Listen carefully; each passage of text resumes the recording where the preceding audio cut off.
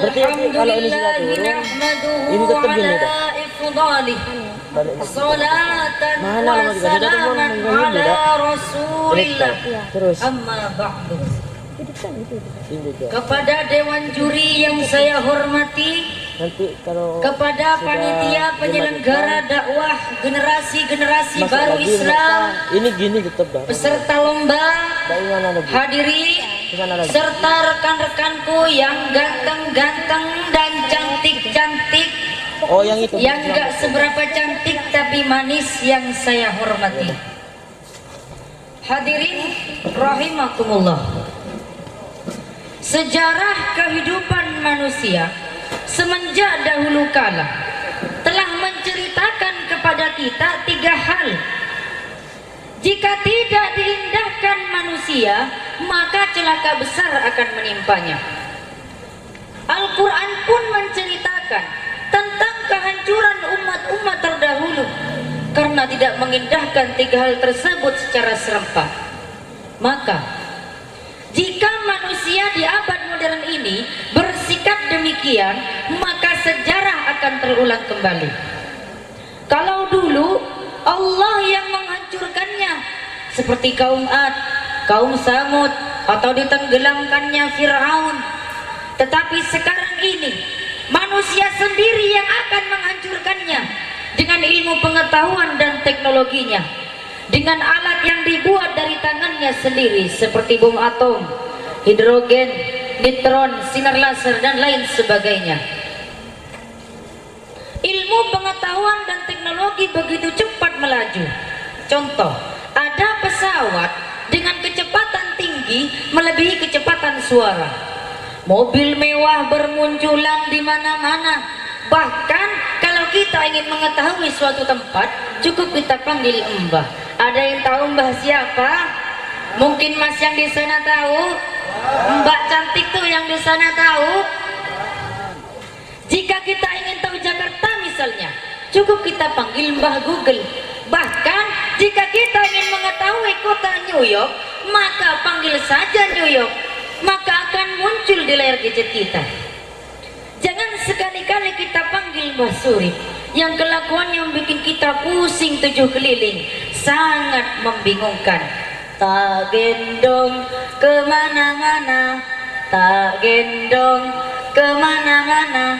Lantas kita mau kemana kalau digendong terus? Apalagi kita panggil Mbah Marijan. Begitu gunung meletus, Mbah Marijan menghampiri gunung meletus tersebut. Mate coy, betul? Hadirin rahimakumullah. Semakin banyak orang yang pintar, maka semakin sulit mencari orang yang benar, betul? Iptek akan memberikan manfaat jika didasari oleh imtak. Dan jika hanya iptek yang diraih, maka kehancuranlah yang akan didapat.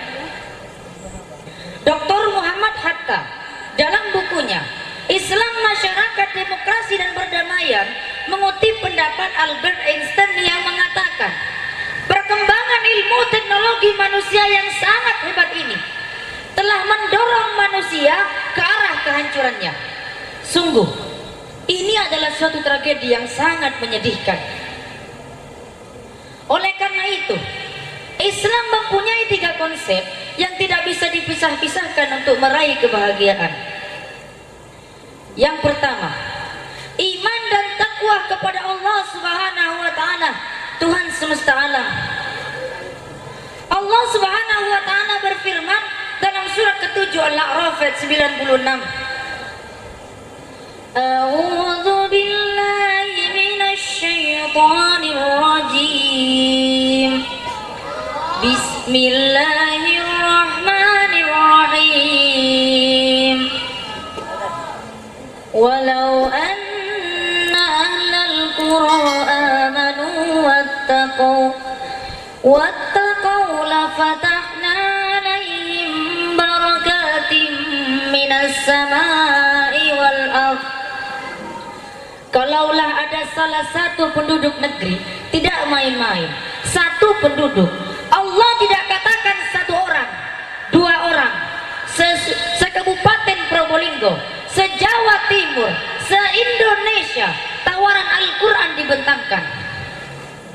Kalaulah ada salah satu penduduk negeri mau beriman dan bertakwa kepada Allah Subhanahu wa taala, iman plus takwa, la fatahna alaihim barakati minas sama'i wal ardh.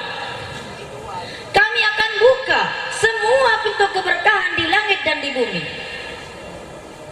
Zubdatut Tafsir min Fathil Qadir atau Dr. Muhammad Sulaiman Al-Ashqar, Mudarris Tafsir Universitas Islam Madinah, yang mengatakan bukan hanya satu berkah saja, bahkan berkah yang banyak dari langit dan bumi yang akan diraih oleh umat manusia jika mereka memenuhi syarat yang ditetapkan oleh syariat.